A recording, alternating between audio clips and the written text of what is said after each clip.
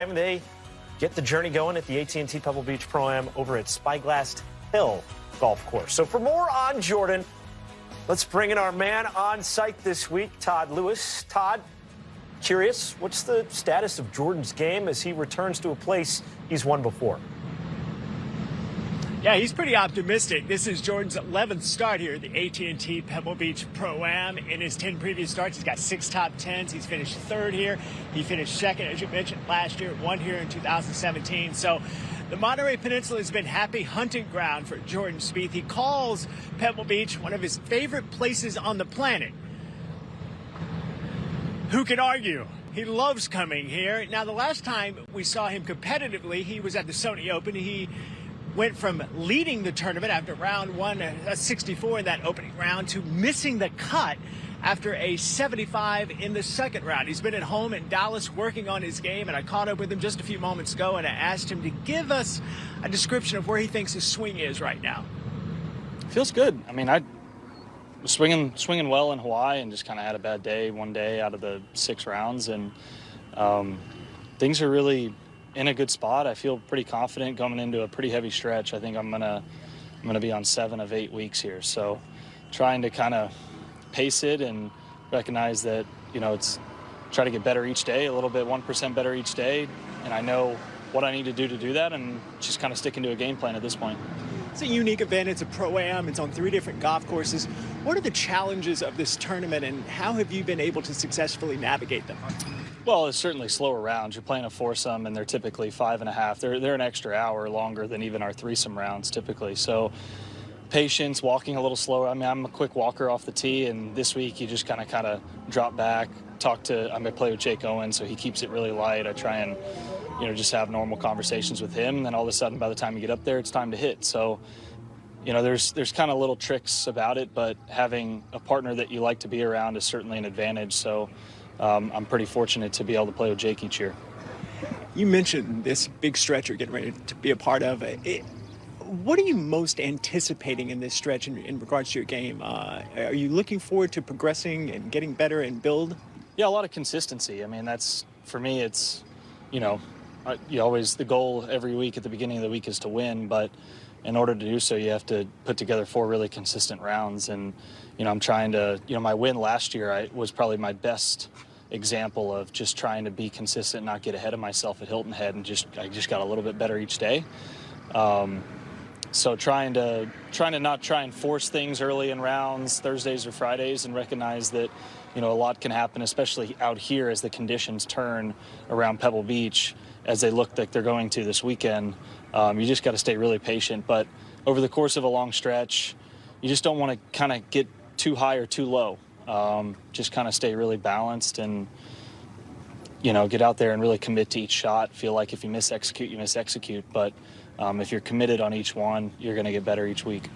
You know, it's interesting. He said to me also that his Hawaii stretch, where he not only missed the cut at the Sony Open, but he did have a top 15 finish in Maui as well. He said he left Hawaii very, very positive about his game. He said he felt like he was ahead of schedule than in previous years when he left Hawaii in regards to his game. So mentally and emotionally, mechanically, he feels like he is in a pretty good spot heading into this tournament as well. And you heard him talking about not getting ahead of himself, and I had him further describe that to me. He said, like, if I'm leading after the first round, I can't start thinking about winning that tournament. You got to stay in the moment.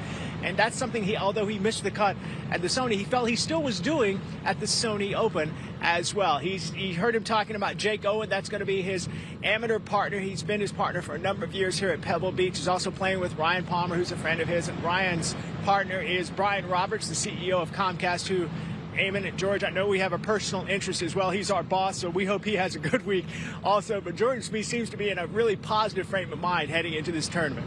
Todd, don't undersell it. We hope he has a phenomenal week at the AT&T Pebble Beach Pro-Am. Yes, we do. All right, so here's a look at the past results for Jordan Spieth at Pebble. He has 10 career starts, 6 top 10 finishes.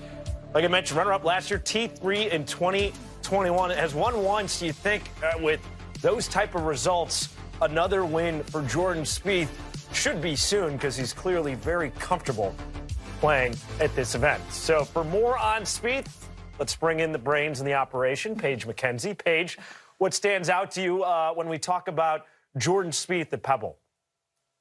Yeah, well, he clearly outperforms based on the results, but he outperforms in particular in one category, especially looking at the last 3 years where you have 3 consecutive top 10s going into this year. So let's look at what he does well at this golf course. And Pebble Beach in particular, remember this this tournament rotates through different golf courses, but the strokes gained data is from Pebble Beach only. So on Pebble Beach, when you look at last year, he was #1 in the field in strokes gained approach, and that is per round on average, 2.88 last year. 10th in 2021, and again led the field with his his 9th place finish at 2.6 strokes gained per round at Pebble Beach.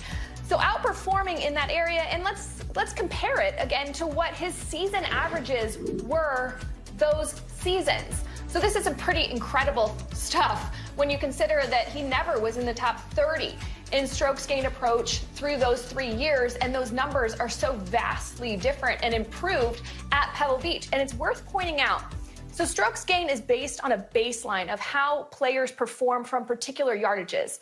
For example, 150 yards.